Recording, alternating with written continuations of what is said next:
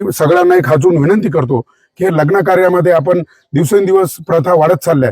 पूर्वी आपल्या आजोबा पंजोबांची लग्न मानदेव डहाळे टाकून आणि एक साधा विधी केला जायचा.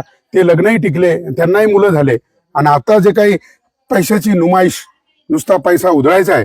अरे बाबा रे, तुमच्याकडे जर लय पैसा झाला असेल ना, एखाद्या गरीबाच्या मुलाचा शिक्षणाचा खर्च घ्या, एखाद्या गरीबाच्या मुलीचं लग्न करा, तिला संसार घेऊन द्या.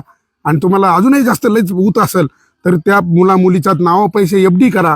हा, कशासाठी? ह्या पैशाची मस्ती कशासाठी? हा, आता आपण पाहिलं मागे वाडीवाऱ्याला जाताना एक जोडपं एक ट्रक खाली गेलं. कुठं चाललं होतं ते? हळदीला. अरे हळदीला सुद्धा लग्न एवढे लोक कशासाठी आहे? हा, म्हणजे आपलं भान आपण विसरत चाललोय का? कसा तरी 2 नंबरनी पैसा कमवायचा आणि मग तो उधळायचा.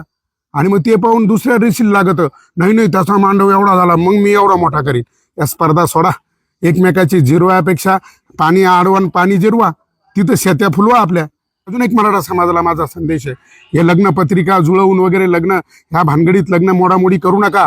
अरे प्रत्येक गावात 100-150 पोरं बिगर लग्नाचे या तुमच्या उद्योगामुळं. हा, अरे आपल्या पूर्वजांनी गुंजुळवाया सांगितलंय, आवडी निवडी उंची रंग रूप ते पहा ना जरा, ते दिलं सोडून. शिक्षण पहा, रक्तगट पहा.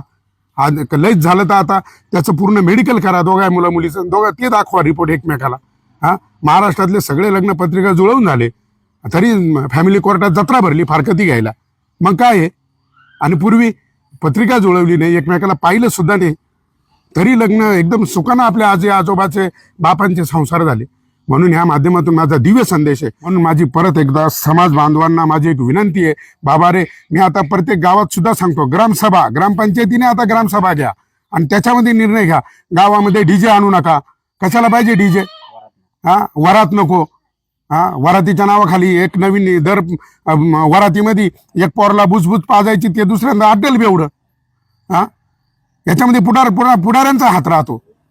आपल्या स्वार्थापायी द्या या गावात एक बॉक्स पोरांना द्या, त्या गावात बॉक्स पोरांना, काही नाही बिअर बार उधाऱ्या लावल्या. म्हणून त्या पुढाऱ्यांना सुद्धा आता माझे ह्या माध्यमातून एक आव्हान आहे की हे तुमचे रिकामी उद्योग बंद करा.